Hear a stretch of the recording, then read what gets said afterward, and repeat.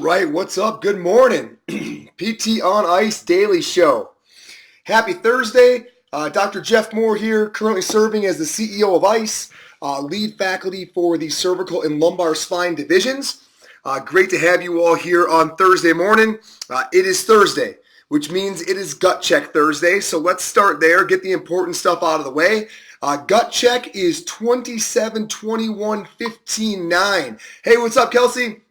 So we've got a descending ladder, and that's going to be of burpees, air squats, and walking lunges. Now, I've already heard a lot of people chiming in saying it was pretty spicy. Hey, what's up, Tyler? Good to see you. I'm seeing a lot of variance. I think I'm seeing around 7s into the 9s and 10s. So pace yourself. It's probably not quite pace as go because we're looking at probably a decent sub 10-minute workout, but maybe hugging up close to that 10 minutes for some of you. So Gut Check Thursdays on the board. As always, Alan has the movement standards on Facebook and Instagram. Scroll down below the post and make sure you're tagging Ice Trained and Ice Physio. Get that shirt we hand out every week, the Ice Trained shirt. So see if you can't get your hands on that. Thanks, everyone. Also, thanks, everyone. I'm being remiss if I don't say thank you. I'm still trying to get my head around what happened yesterday. We sold 24 seats in 24 hours for the ICE Sampler. It is now sold out, which is crazy because the ICE Sampler is in April of 2020. It is November of 2019. So unbelievable to think that it's sold out at that rate. I mean, one thing is clear. There is a subgroup of you out there who want a fitness-forward, manual therapy skilled, and psychologically informed framework to practice in. And thank you for wanting that. And thank you for being willing to maybe challenge what we've done traditionally and see if we can't do things a little different and a little better. Hey, what's up, Aaron? Good morning. I'm going to move my little comments bar over so I can see y'all. Perfect. All right, so exciting about the sampler. You would think that would ease anxiety, right? Like a lot of people have said, now that courses fill up faster, can you relax a bit? And what's funny, and I should do a whole episode on this, but the exact opposite couldn't be more true, right? At least for us, and I know my faculty feels similar because we talk about it a lot, is the anxiety actually goes up in a really good way.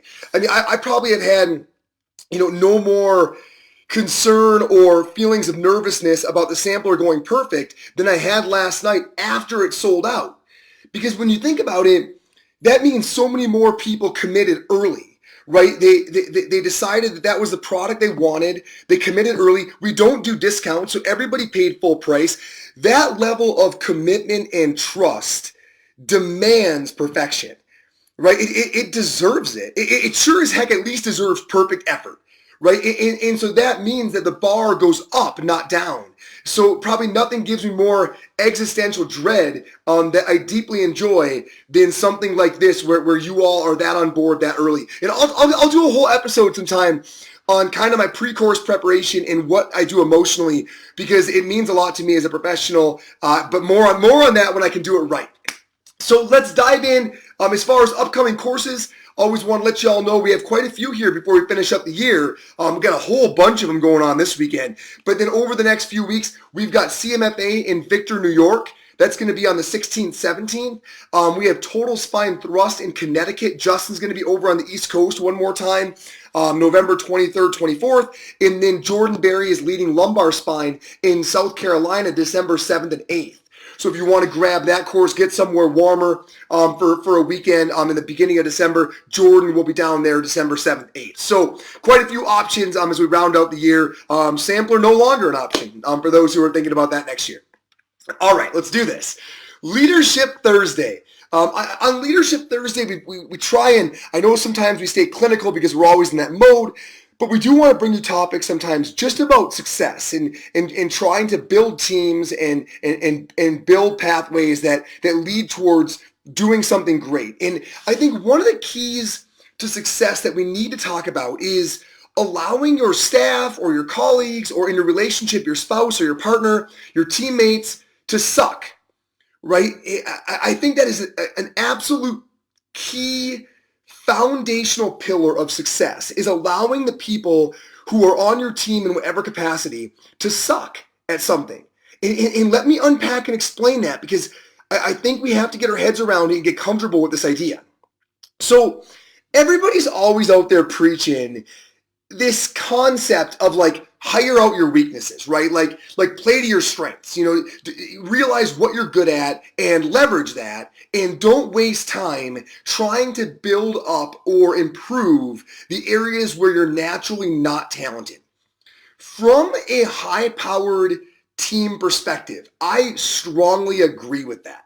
Like really strongly agree. Now, from a personal perspective and life journey, I can see some values in working on your weaknesses from a development standpoint. But when you're talking about putting out a high octane team, I would generally agree that's a really good way to go forward. Certainly when we hire at ICE, in bringing on faculty, at Onward, in building these clinics, in looking for synergistic relationships, we are definitely thinking about that idea of figuring out where there's a weakness and bringing on the next person to kind of bolster that and build what we consider a high power complementary team. I absolutely agree with that. Okay, now that, hey, what's up, Will? Good morning. Now that being said, I don't think that while most people are willing to accept that in themselves, right? I think we're all willing to say, well, I should do that. I do not think we are as willing to tolerate that in others. It seems to me, when I evaluate the business landscape, it seems to me that playing to strengths and ignoring your weaknesses is really only for individuals themselves or for the C-suite.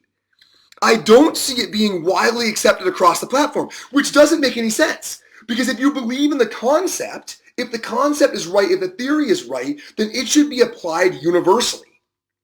Okay, so here's my challenge to you. So think on this a little bit.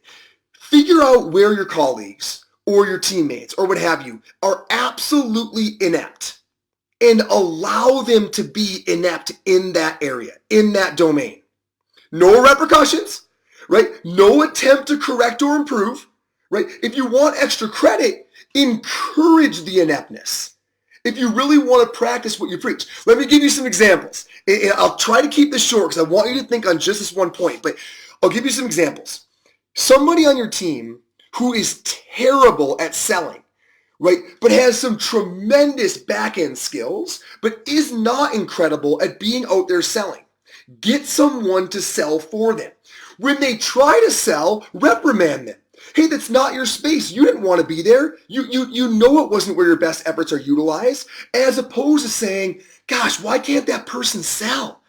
Everyone else is selling just fine, but that person never seems to be able to sell. You knew they couldn't sell. That was their weak spot, right? The reason they can't sell is they're 10 times better than everybody else who is selling at something different, and they shouldn't be selling.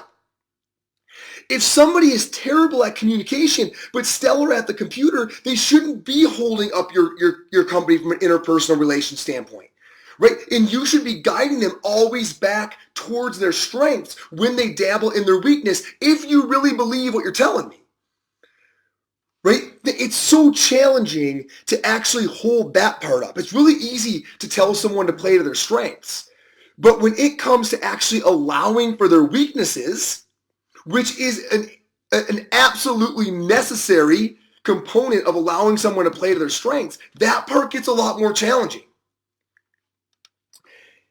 Going one step further in really embracing this concept, if you believe in this, when something goes wrong, when somebody has something happen where it hurts the company because they don't deliver well, it's in an area of weakness, the only thing that you should be saying is not, shoot, why did he or she do that? But dang it, how did I let that responsibility befall that individual? Where was my slip up?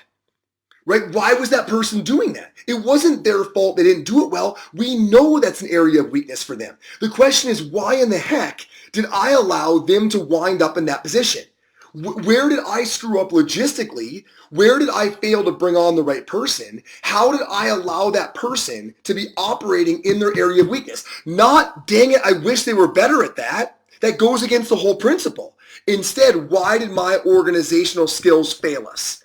And now let's track that back and make sure it doesn't happen again. As opposed to going against everything you believe in and saying, hey, let's work on that person's ability to do that. Why don't we work on our ability to find the right person to do that? Think on this. Think on the teams you're in. And are you allowing people to suck? Are you allowing ineptness? Do you really believe that people should be playing to their strengths and ignoring the weaknesses? And if so, when those show up, are you responding in a way that parallels with that belief? Or are you saying, guys, you got to get better at that? Like, you're killing us. Everyone else is doing fine in that area. You need to work on that. Think about what you're saying. You are saying don't spend time leveraging your strengths. Let's spend some time working on where you're struggling to see if we can't get you competent through the grind there, which is the opposite of what we say we believe. I just don't think that leveraging your strength is for the C-suite. I think leveraging your strengths is for every single employee on your team. Because if it works for one, it works for all. The challenge then becomes, can you tolerate the occasional exposure of their weaknesses while they leverage their strengths? Okay, I want to hear back. Shoot me some notes. Ooh, Jeff Hathaway, I see you on there. Don't send ducks to Eagle School. I love it. I love that. Jeff, I would love to chat with you more on this with all your leadership experience. But shoot me some thoughts and think to yourself, are you willing to turn a blind eye to somebody's weaknesses to allow them to double down on their strengths? Or is that just something you say? Is that just something you say? As a leader, as a teammate, as a spouse, is that just something you say? Think about it. I want to hear more. All right, team, get out there. PTOnIce.com, as always. If you're coming to Milwaukee, we got a nice big room. We'll see you there. I know we've got myself, Alan, Rachel, and Kelly are all going to be there. I know Perez is going to be there. I saw a ton of you signing up. Guillermo, I think you're going to be in the house. It's going to be a hoot. We'll see you out there in Milwaukee. Love that city. Can't wait to go spend a couple of days there. Looking forward to seeing Rally. That's tomorrow, right?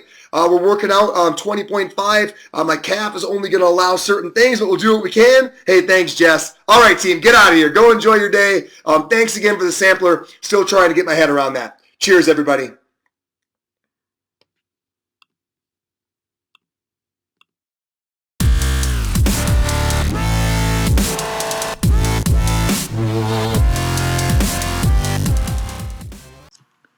Hey, thanks for tuning in to the PT on Ice Daily Show. If you enjoyed this content, head on over to iTunes and leave us a review. And be sure to check us out on Facebook and Instagram at the Institute of Clinical Excellence.